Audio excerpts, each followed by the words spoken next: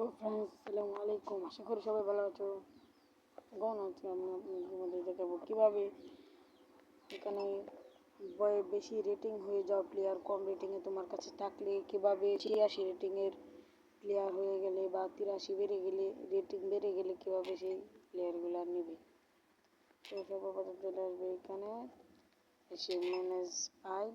এখানে দেখুন আমরা কিছু কেউ নেই রিকভারিতে, তো আমরা এখান থেকে কাকে